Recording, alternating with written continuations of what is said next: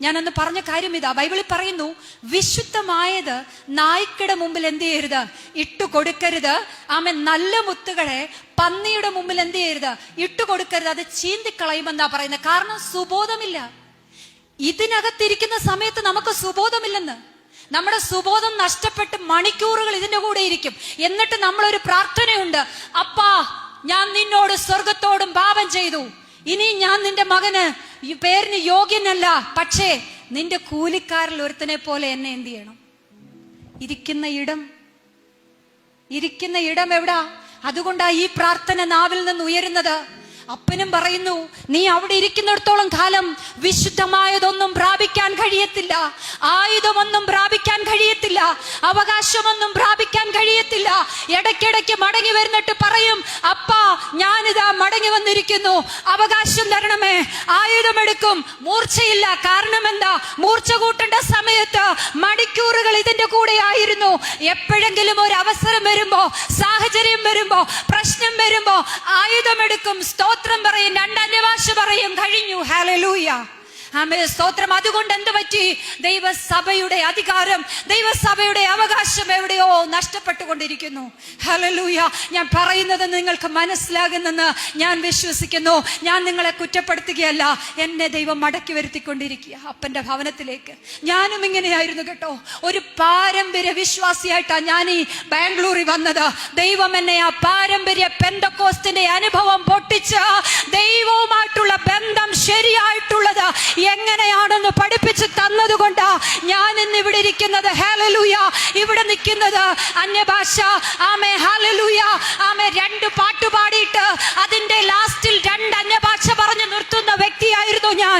കൈയടിച്ച്, ആമേ, സ്തോത്രം, അവസാനത്തെ പാട്ടിന്റെ കൂടെ മാത്രം അന്യഭാഷ പറഞ്ഞുകൊണ്ടിരുന്ന പാരമ്പര്യ സഭയിലെ ഒരംഗമായിരുന്നു ഞാൻ. എന്നാൽ എനിക്കിന്ന് ദൈവം പ്രകാശനം തന്നപ്പോൾ, ദൈവവുമായിട്ടുള്ള ബന്ധത്തിന്റെ ആഴം തന്നപ്പോൾ എനിക്ക് മനസ്സിലായി, ഇതൊരായുധമാണ്. ഇത് നിനക്ക് ആ പാട്ടിന്റെ അവസാനം മാത്രം പറഞ്ഞുകൊണ്ടിരിക്കുവാനുള്ളതല്ല. ആമേ, സ്തോത്ര. നിന്റെ ആയുധത്തിന് മൂർച്ച കൂട്ടണമെങ്കിൽ നിരന്തരം ഇത് പറഞ്ഞുകൊണ്ടിരിക്കണം. ഹല്ലേലൂയ. എത്ര പേർക്ക് മനസ്സിലാകുന്നുണ്ട്? ഹല്ലേലൂയ. ഇതിനാ പൊരുൾ തിരിച്ചു തരിക എന്ന് പറയുന്നത്. Hallelujah, hallelujah. ആമേ, സ്തോത്രം. ആമേ, ഹല്ലേലൂയ. എനിക്കറിയാം, എന്റെ സഭയിൽ അങ്ങനെയായിരുന്നു. എന്നോട് ആരും പറഞ്ഞിട്ടില്ല, നിനക്ക് ജോലി ചെയ്യുമ്പോൾ അന്യഭാഷ പറഞ്ഞുകൊണ്ട് നടക്കാമെന്ന്. ആമേ, നിനക്ക് കിടക്കുന്ന സമയത്ത് അന്യഭാഷ പറയാമെന്ന്, വാഹനത്തിൽ സഞ്ചരിക്കുമ്പോൾ അന്യഭാഷ പറയാമെന്ന്, കുക്കിംഗ് ചെയ്യുമ്പോൾ, ആമേ, തുണി കഴുകുമ്പോൾ അന്യഭാഷ പറഞ്ഞ് ദൈവവുമായിട്ടുള്ള ബന്ധത്തിൽ കണക്റ്റായി നിൽക്കാമെന്ന് എന്നോട് ആരും പറഞ്ഞു തന്നിട്ടില്ല. അതിന്റെ ബുദ്ധിമുട്ട് എന്റെ ലൈഫിൽ ഉണ്ടായിരുന്നു. പക്ഷെ ദൈവം എന്നെ പഠിപ്പിച്ചു കഴിഞ്ഞപ്പോൾ ഞാൻ ഇന്ന് പറഞ്ഞു കൊടുക്കും എന്റെ തലമുറയോട്, കുഞ്ഞെ, ദൈവമായിട്ട് നിനക്ക് സ്വർഗവുമായിട്ട് എപ്പോഴും കണക്റ്റായി നിൽക്കണമെന്നുണ്ടെങ്കിൽ നിനക്ക് എപ്പോഴും ഈ ഭാഷ പറഞ്ഞുകൊണ്ട് നിൽക്കാം. ഹല്ലേലൂയ, ആമേൻ. ഇന്ന് ഞാൻ അടുക്കള ജോലി ചെയ്യുമ്പോ ദൈവം ഒരു ദൂത് തന്നു. പെട്ടെന്ന് ഞാൻ ഓടിപ്പോയി എന്ത് ചെയ്തു? അത് എഴുതി വെക്കുവാനായിട്ടിടയായി തീർന്നു. ഞാൻ എന്നെ പുകഴ്ത്തി പറയുമല്ല, സ്വർഗവുമായിട്ട് കണക്റ്റായി നിന്നാൽ ദൈവം നമുക്കത് തന്നുകൊണ്ടിരിക്കും. ഹല്ലേലൂയ, ആമേ, സ്തോത്രം. ആയുധം നഷ്ടപ്പെട്ടത് മടക്കി പ്രാപിക്കണം. ഹല്ലേലൂയ. ഇന്ന് പകലിൽ ഞാൻ പറയട്ടെ, ഇനിയും ഒരു മകൻ വീട്ടിലുണ്ടായിരുന്നു അല്ലേ? നമ്മളെ പോലെ ആ വീട്ടിലൊരു മകനുണ്ട്. ഈ മകൻ സന്തോഷിക്കുന്ന കണ്ടപ്പം ആ മകൻ വരുന്നത് എവിടെ നിന്നാന്ന് എഴുതിയിട്ടുണ്ട്. അവൻ എവിടുന്നാ കയറി വരുന്നേ? എവിടുന്നാ? വയലിന്ന്. വയൽ എന്തിനെ കാണിക്കുന്നു? ദൈവരാജ്യത്തെ കാണിക്കുന്നു. വയൽ ദൈവരാജ്യത്തെ കാണിക്കുന്നു. ഈ വയലിൽ നിന്ന് വരുന്ന മകൻ ഈ അപ്പനോട് കോപിച്ചെന്നാ എഴുതിയിരിക്കുന്നേ അല്ലേ? കോപിച്ചെന്നാ എഴുതിയിരിക്കുന്നേ. എവിടുന്നാ വരുന്നേ? വയലിൽ നിന്ന്. കോപിച്ചു. പോട്ടെ, ഞാൻ അവിടുന്ന് വിടുവാ. രണ്ടാമത് അവൻ അപ്പനോട് പറയുന്ന ഒരു കാര്യമുണ്ട്. ഞാൻ ഇത്രയും നാളും നിന്റെ കൂടെ ആയിരുന്നു, എനിക്കിതുവരെ നീ ഒന്നും തന്നിട്ടില്ല. അപ്പൊ അപ്പം പറയുന്ന ഒരു കാര്യമുണ്ട്, മോനെ, ഇതെല്ലാം നിന്റേതായിരുന്നു, നീ എന്തേലും എടുത്തോ.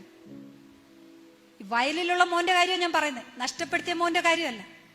ഈ വയലിലുള്ള മോൻ പറയുവാ, അപ്പൊ ഞാൻ ഇത്രയും നാളും നിന്റെ കൂടെ ആയിരുന്നു, നീ എനിക്ക് എന്തെങ്കിലും തന്നോ?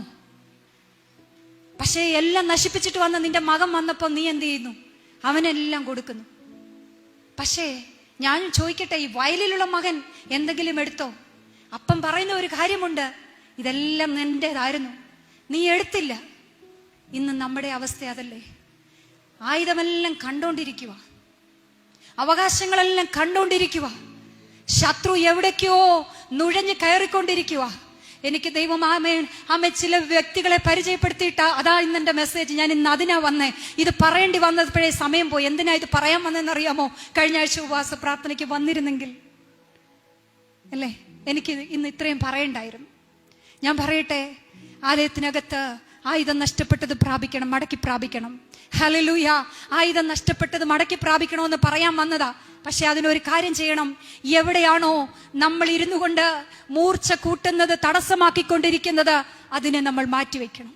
അത് എന്തായിരുന്നാലും, റിലേഷൻസ് ആയിരുന്നാലും, അത് ഈ മൊബൈൽ ഫോണിന്റെ ദുരുപയോഗമായിരുന്നാലും, അത് നമ്മുടെ ജീവിതത്തെ എന്തെങ്കിലും ബന്ധങ്ങളായിരുന്നാലും, എന്ത് തന്നെ ആയിരുന്നാലും, അപ്പന്റെ അവകാശത്തിൽ നിന്ന് അല്ലെങ്കിൽ ആയുധത്തിന്റെ മൂർച്ചയെ കുറയ്ക്കുന്നത് എന്തായിരുന്നാലും അതിനോട് നോ പറയണം. ഹല്ലേലൂയ, ആമേൻ, ഹല്ലേലൂയ. ഇന്ന് പകലിൽ ഞാൻ പറയട്ടെ, അങ്ങനെയാണെങ്കിൽ നമ്മൾ നമ്മുടെ ഭവനത്തിന് ഒരു അനുഗ്രഹമായിരിക്കും, നമ്മുടെ ദൈവസഭയ്ക്ക് ഒരു അനുഗ്രഹമായിരിക്കും. ആമേൻ, ഹല്ലേലൂയ. ഇന്ന് പകലിൽ ഞാൻ പറയട്ടെ, ഹല്ലേലൂയ. ഈ പഴയ നിയമത്തിൽ അവകാശം പ്രാപിച്ച ഒരു വ്യക്തിയുണ്ട്. ആരാന്ന് പറയാമോ? പഴയ നിയമത്തിൽ അല്ല, അത് മല്ല് പിടിച്ച് തന്റെ അനുഗ്രഹം പ്രാപിച്ചു. അവകാശത്തിലേക്ക് കയറിയ ഒരു വ്യക്തിയുണ്ട്. ആ വ്യക്തിയുടെ തലമുറയും അവകാശം പ്രാപിച്ചു. അല്ല, രണ്ടു പേരെ അവകാശത്തിൽ എത്തിയുള്ളൂ. അതിലൊരാളാ, ഇനിയും പറയാം. യോശുവയും കാലേബും. ഇനിയും അദ്ദേഹത്തിന്റെ മകളും അവകാശം പ്രാപിച്ചു. ഇനി ആരാന്ന് പറയാമോ? അക്സയുടെ ഫാദർ ആരാ? കാലേബ്. അപ്പന്മാർ അവകാശം പ്രാപിച്ച മക്കളും ചോദിച്ചു മേടിക്കും. ഹല്ലേലൂയ, ആമേൻ. മനസ്സിലായെന്ന് വിചാരിക്കുന്നു. അപ്പന്മാർ അവകാശം ചോദിച്ചു വാങ്ങിച്ചാൽ മക്കളും എന്ത് ചെയ്യും? ചോദിച്ചു വാങ്ങിക്കും. ഞാൻ ആ ഭാഗം എടുത്ത് വായിപ്പിക്കാൻ സമയമില്ല, ഞാൻ ഓടിച്ചു പറയാം. ഹല്ലേലൂയ. യോശുവയുടെ പുസ്തകത്തിൽ എഴുതിയിട്ടുണ്ട്. ആമേ, സ്തോത്രം. എനിക്ക് തോന്നുന്നു ആ സംഖ്യാപുസ്തകം ലാസ്റ്റിലും യോശുവയുടെ പുസ്തകത്തിലും എഴുതിയിട്ടുണ്ട്. ആമേ, സ്തോത്രം. മോശയുടെ കാലത്ത് സഞ്ചരിച്ചതില് പിറുപിറുത്തത് നിമിത്തവും ദൈവത്തിൽ നിന്ന് അകന്ന നിമിത്തം സ്തോത്രം ഒരു വെള്ളത്തിന്റെ അരികെ വന്നപ്പം ഭയങ്കര കലഹമുണ്ടായ നിമിത്തം ജനമെല്ലാം ചത്തൊടുങ്ങുവാനായിട്ടിടയായി തീർന്നു. ദൈവത്തിന്റെ ആഗ്രഹം എന്തായിരുന്നു? എല്ലാവരെയും ഈ ഖനാൻ ദേശം എന്ന അവകാശത്തിലേക്ക് എത്തിക്കുക എന്നതായിരുന്നു, വാഗ്ദത്തത്തിലേക്ക് എത്തിക്കുക എന്നതായിരുന്നു. പക്ഷേ ജനത്തിന്റെ പിറുപിറുപ്പും പാപവും മന്ദതയും ഇടയ്ക്കിടയ്ക്കുള്ള ഈ പ്രശ്നം നിമിത്തം അവരെന്ത് ചെയ്യുവാനായിട്ടിടയായി തീർന്നു? അവരെല്ലാവരും ചത്തൊടുങ്ങി. പിതാക്കന്മാരിൽ ശേഷിച്ചത് രണ്ടു പേര്. ആര്? യോശുവയും കാലേബും. ഈവൻ മോശയും അഹരോനും പോലും ആ ദേശം എന്ത് ചെയ്തില്ല? കണ്ടില്ല. അവരോട് പറയുന്നു, നിങ്ങൾ അവരുടെ നേതാവായിരുന്നിട്ട് ശരിയായ ഒരു ഡിസിഷൻ മെരീബ കലഹത്തിൽ വെച്ച് എടുക്കാഞ്ഞത് കൊണ്ട് നിങ്ങളെയും ഞാൻ ആ ദേശം കാണിക്കത്തില്ല.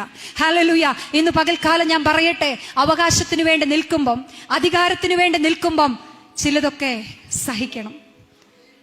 ചിലതൊക്കെ സഹിക്കണം. ഒറ്റപ്പെട്ട് നിൽക്കേണ്ടി വരും, ഒറ്റപ്പെടുത്തിയെന്ന് വരും, നിന്ദകൾ സഹിക്കേണ്ടി വരും, അപമാനങ്ങൾ സഹിക്കേണ്ടി വരും. ധൈര്യത്തോടെ നിൽക്കണമെന്നുണ്ടെങ്കിൽ, സ്തോത്ര അവകാശങ്ങൾ പ്രാപിച്ചെടുക്കണമെന്നുണ്ടെങ്കിൽ ഒറ്റപ്പെട്ട് നിൽക്കേണ്ട സാഹചര്യങ്ങൾ വരും. ഹല്ലേലൂയ, ആമേൻ, ആമേൻ. ഈ കാലേബ് യോശുവയും മരിച്ചു. അല്ല, യോശുവയോട് മോശ മരിച്ചു. മോശയോടാ പറയുന്നത്, എന്റെ മകനായ യോശുവയും കാലേബും അവരെന്നോട് പൂർണ്ണമായി പറ്റിച്ചേർന്ന് നിന്നതുകൊണ്ട് അവരെന്ത് ചെയ്യും? ഈ അവകാശം പ്രാപിക്കും. അവർ ഈ വാഗ്ദത്ത ദേശത്തെത്തും. എന്തുകൊണ്ടാ? എന്നോട് പൂർണ്ണമായി നമ്മുടെ ഒരു വാക്കുണ്ട്. ഇടയ്ക്കിടയ്ക്കല്ല. ഞാൻ മുമ്പ് പറഞ്ഞല്ലോ, അപ്പന്റെ ഭവനത്തിൽ നിന്ന് ഇടയ്ക്കിടയ്ക്ക് വന്നിട്ട് അവകാശവും അനുഗ്രഹവും പ്രാപിക്കുന്നവരായിട്ടല്ല, എൻ്റെ കൂടെ പൂർണ്ണമായി പറ്റിച്ചേർന്ന് നിന്നതുകൊണ്ട്. ഹല്ലേലൂയ. മന്ന കിട്ടിയപ്പം മാത്രമല്ല, കാടപ്പക്ഷി കിട്ടിയപ്പം മാത്രമല്ല, ഹല്ലേലൂയ, മാറയുടെ അനുഭവത്തിൽ മാത്രമല്ല, പിറുപിറുക്കാതെ ഭാഷകളുണ്ടല്ലോ, ഇതൊക്കെ ഞാൻ പ്രാപിക്കേണ്ടതാണല്ലോ എന്ന് ചോദിച്ചെത്ര പേര് അപ്പനോട് വാങ്ങിക്കുന്നുണ്ട്. ഹല്ലേലൂയ. ഈ ദിവസങ്ങളിൽ പ്രാർത്ഥനാ റൂമിൽ കയറിയിരുന്നു കൊണ്ട് അങ്ങനെ ഒരു പ്രാർത്ഥന പ്രാപിച്ച് സ്തോത്ര അവകാശങ്ങളും അധികാരങ്ങളും ഒക്കെ അപ്പന്റെ അടുത്തു നിന്ന് പ്രാപിച്ചെടുക്കുവാണെങ്കിൽ ഒരു ശത്രുവിനും ഒരു ഭൗതികതയ്ക്കും നിന്നെ തോൽപ്പിക്കുവാൻ കഴിയത്തില്ല. ഹല്ലേലൂയ, ആമേൻ. ഹല്ലേലൂയ. കാരണം ഞാൻ അത് തെളിയിക്കാം. ഹല്ലേലൂയ. നമ്മള് ഭൗതിക കാര്യത്തിനു വേണ്ടി കൂടുതൽ ഇമ്പോർട്ടന്റ് കൊടുക്കുമ്പോ പക്ഷെ നമ്മുടെ ഈ ആത്മീക കാര്യത്തിന്റെ എന്ത് ചെയ്യുക, മൂല്യച്യുതി നഷ്ടപ്പെടുക. പക്ഷേ നമ്മളെ ആത്മീയ കാര്യത്തിനൊന്ന് ചുമൽ കൊടുത്ത് നോക്കിക്കേ, കർത്താവ് ബാക്കി എല്ലാ കാര്യത്തിനും നമ്മുടെ കൂടെ നിന്ന് അവകാശവും ആ അധികാരവും നമുക്ക് നൽകി തരുവാനായിട്ട് ഇടയായിത്തീരും. ഹല്ലേലൂയ. ആമേൻ. ഈ മകൾ ആമേൻ ആമേൻ ഈ മകളും വന്നിട്ട് അപ്പനോട് പറയുന്നുണ്ട്, അപ്പാ നീ എന്നെ തെക്കേ നാട്ടിലേക്കാണല്ലോ അയച്ചിരിക്കുന്നത്, അവിടെ എനിക്ക് എന്തില്ല, നീരുറവ് വേണം. ഈ നീരുറവ് എന്തിനാ കാണിക്കുന്നേ? ഹല്ലേലൂയ. അവൾ അപ്പനോട് എന്താ ചോദിച്ചേ?